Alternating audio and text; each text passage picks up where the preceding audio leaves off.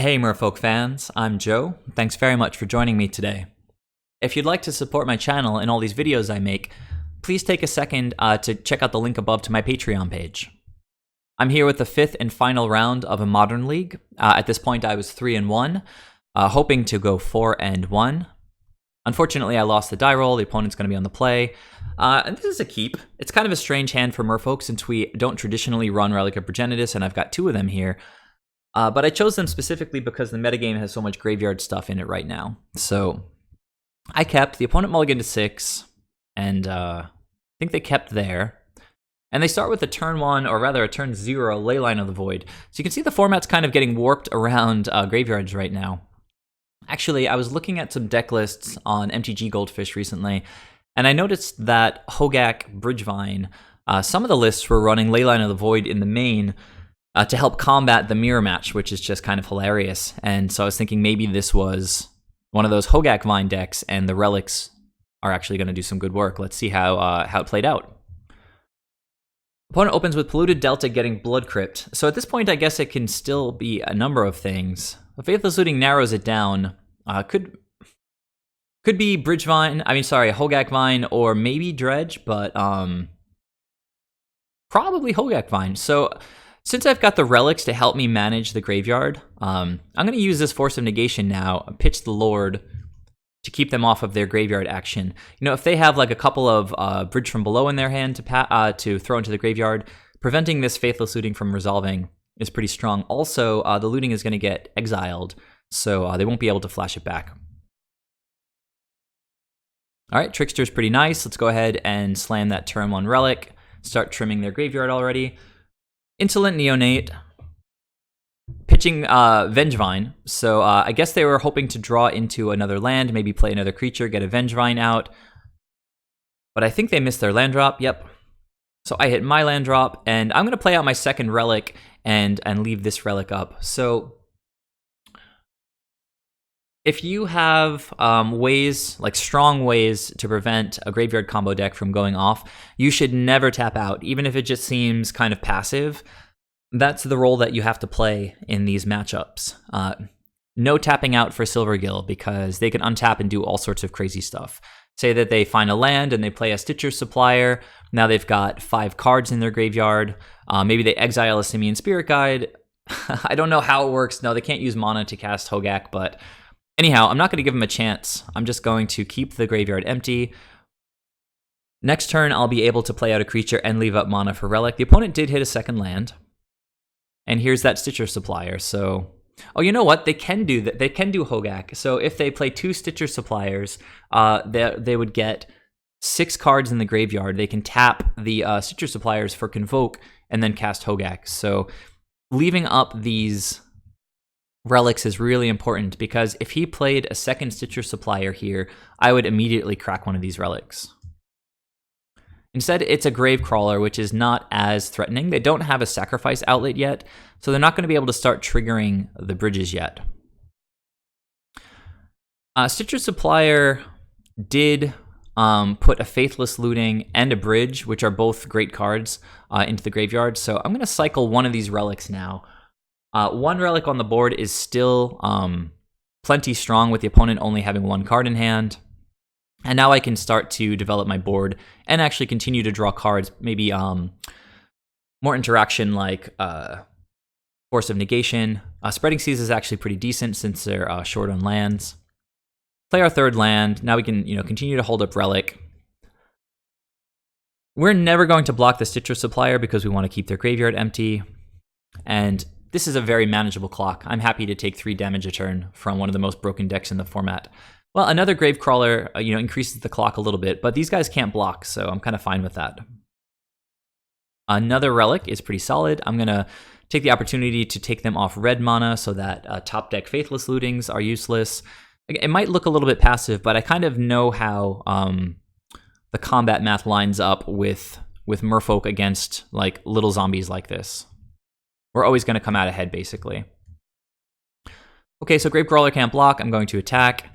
I left up 2 mana here rather than playing out the relic because it gives me options. If they seem like they're going to do something crazy with their graveyard, then I can leave Relic up. But if they pass through to their end step, then I can flash in Trickster.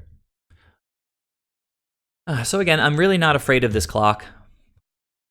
But I took the opportunity here to flash in Trickster to turn off Stitcher Supplier. If it doesn't have any text, then when I eat it, it doesn't add any cards to the graveyard. So this is going shields down a little bit, but with the opponent just top decking after mulliganing, it's possible that they can play an Altar of Dementia, but they've already got their creatures tapped here, so they're not going to have an easy time convoking. They would basically need, if they played an Altar here, they would need to hit a Bridge from Below pretty much immediately to have any chance of getting Hogaak out right away. So instead, we just see another Gravecrawler. I'm going to go ahead and get rid of that Stitcher Supplier. And another Spreading Seas. A little tricky since we only have 4 mana. I can't play 2 spells and hold up mana for Relic. Instead, I'm just going to continue developing my board. As you can see with this clock, even if I just take it, it's still going to take 3 more attacks for them to get me. So Ben is pretty good. I guess the opponent just decided that, they didn't want to fight through the hate anymore. So this was, since running the main deck Relics, this is the first time I got paired up against Hogaak Vine, and I have to say it felt really, really great being able to battle their graveyard shenanigans in game 1. So pretty easy. I mean, the opponent did mulligan to 6, but we had the hate that we needed. Let's go ahead to game 2 and see how that went. Okay, back for game 2. Let's take a quick look at the sideboard. So I took out all the Benthic Biomancers. This matchup is just too fast to be able to effectively use a Benthic Biomancer's adaptability. So we don't really want Merfolk of the Pearl Trident, so we trim all 4 Benthic Biomancers. And then I trimmed an island past that. So just trimming 5 cards. I brought in all 4 Phyrexian Revokers, since they can name Altar of Dementia. That's pretty much the only thing that you want to name. Even if you have a Revoker out naming Altar of Dementia, you should play out a second Revoker naming it again. These guys, they run some spot removal, and if they're able to get rid of your Revoker, turning off that altar, then suddenly, the floodgates can open.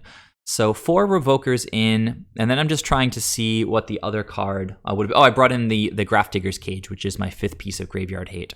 So some really great cards to come in against Hogaak Vine.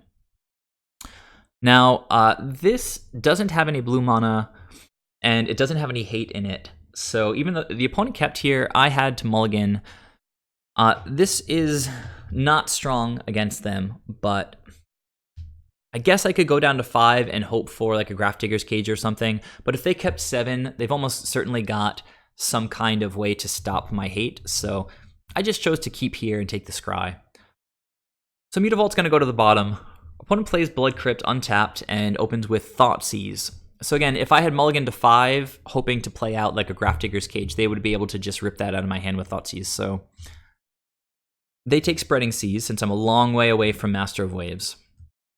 Master of the Pearl Trident's pretty good. I mean, we need something, basically. All right, Neonate and Gravecrawler. So again, dealing with this tiny little clock, we're really not afraid of that. All right, well, let's get the Merfolk out on the table. Fatal Push on the Lord. And get in for 3. Not very scary, but the Fatal Push is a little bit annoying. So there is that Relic, and I'm going to go ahead and play that out. And as I mentioned, if I have the ability to keep them off of their shenanigans, I'm typically going to take it. It might seem passive to some of you, but imagine if you play out the Lord and then they slam Altar and then they just go off. We need to be able to activate this Relic. As it went, the opponent had Wear Tear in hand, and so they tried to destroy the Relic. I'm just going to cycle it, and drew another island. Not amazing, but sacking Insolent Neonate. They discarded, I think, a Black Cleave Cliffs. And Plague Engineer would be rough if I didn't have another Lord in hand.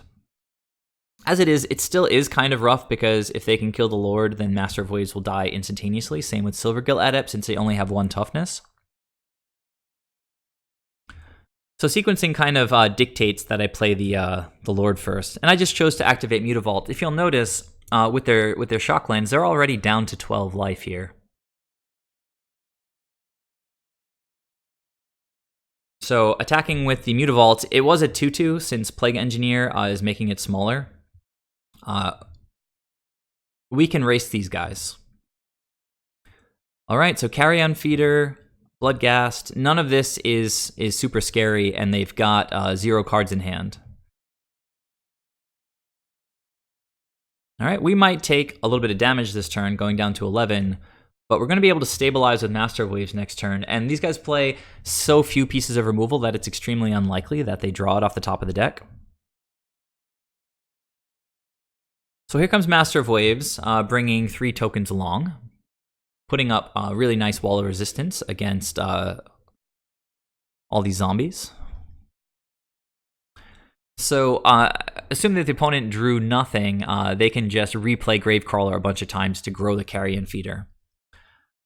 So that's what they do. Since they control a zombie, they can keep recasting Gravecrawler. Carrion Feeder went up to a 4/4, but not super scary since I've got all these elementals. All right, so I untap. At this point, they've only got 2 creatures that can actually block here. Between the Plague Engineer and the Carrion Feeder, Bloodghast can't block and Gravecrawler can't block. That meant that if I had activated Mutavault, activated both Mutavaults, they would be 3/3s. So if they block both 3/3s, they would only be taking 2, 4, 6, 8, 9, and they're currently at 10. So basically the goal this turn is to get some damage in, and then finish them off next turn. So we drew another island, not spectacular, but I'll play out one of these Silvergill Adepts. Drew a useless AEther Vial. I'm going to activate Mutavault here and get in with Master of Waves and Mutavault with Island Walk for 5. So the opponent's definitely dead next turn. We know that they drew air last turn since all they did was buff the Carrion Feeder. But they miraculously rip an Altar of Dementia, which is pretty good. So they pretty much get a free sack with Gravecrawler since they can just replay it immediately. And they hit a Bridge from Below on the top 2 cards of their deck, which means that every time they sack a creature from here on out, they're going to get a zombie token. Okay, so they sack the Gravecrawler again. They're going to get a zombie token. Okay, not much better stuff in the graveyard there. They got a second bridge now. They sack the Carrion Feeder, which had 4 toughness, I think. So it's going to mill 4. Okay, they kind of whiffed there. So at this point, the opponent has no more lands. They've got the Plague Engineer kind of keeping my creatures small. They've still got potentially... when you sack a zombie to the altar, you don't get any tokens from Bridge from Below, so they can only get 2 more tokens by sacking... Or sorry, rather, yeah, 2 more tokens because they have 2 bridges right now by sacking the Plague Engineer. At that point, they would mill 2 more cards, and if one of those cards were Hogaak, they could win the game because they have the combo fully assembled at that point. They'd have the Altar to keep sacking Hogaak. Hogaak would keep milling 8. They'd keep making zombies. Eventually, they'd hit all their bridges from below, and then they can just sack all their zombies and then target me to mill me out. However, the opponent just passed through, and as soon as they did that, I knew the game was pretty much over because even if they sack the Plague Engineer now, they can't cast Hogaak on my turn, so they can't really they can't go off at instant speed that way. So I'm not sure what their plan was here, but I'm gonna go ahead and cast Merfolk Trickster, which is gonna make all my Merfolk bigger again, since Plague Engineer will get turned off. Activate Mutavault number 1. Opponent then sacks a zombie. And it was pretty satisfying just watching them whiff on these Altar of Dementia triggers here. So, not hitting any Hogaaks. Still no Hogaaks. Finally, they sack the Plague Engineer. They're going to get 2 more zombies. The Plague Engineer did hit a Hogaak, but you can see if they had sacked the Plague Engineer on his turn rather than my turn, it wouldn't have hit that Hogaak. So that's it. The opponent scooped it up. So fairly straightforward 2-0 against Hogaak Vine. It's a really, really powerful deck. Probably safe to say that it's broken and needs a banning. But from talking to all the different Merfolk pilots on the Discord, it seems like we've got a pretty good matchup against them, especially if we're packing the 4 main deck relics. We've also got Force of Negation, and are just pretty much able to go as wide as they are with Master of Waves and punch through with Spreading Seas and Island Walk. So I did end this league 4-1. It was back-to-back 4-1s, this league and the last one that I uploaded. So the deck has been feeling excellent. I'd recommend you guys try out the 4 main deck relics right now. Some of you have mentioned Mistcaller, which, sure, in some instances can be useful or as useful as Relic of Progenitus. Against Hogaak Vine, Mistcaller, really all it does is you sack it to blow up the Bridge from Below. Since Bridge from Below says when a creature is put into an opponent's graveyard, that opponent being me, Bridge from Below gets exiled. So Mistcaller, very useful for exiling Bridge from Below, which is kind of a key part of the combo, but often it's not enough to stop them. They can still cast Hogaaks from the main, from their hand. It's still just an 8/8 trampler on the board. And Mistcaller is just really, really bad in so many matchups. It's terrible against blue-white control. It's terrible against any black-green deck. It's just really kind of terrible. It's basically Merfolk of the Pearl Trident, a vanilla 1/1 that has some upside against some cards in some decks. I vastly prefer Benthic Biomancer as my 1-drop of choice, since he can get value in every single match if it seems like a good thing to do. He can attack as a 2/2. He becomes a 3/3 with a single Lord. He gets to improve the quality of the cards in our hand. So it's just way superior to Mistcaller. So if the idea is to replace Benthic Biomancer, that's off the table entirely.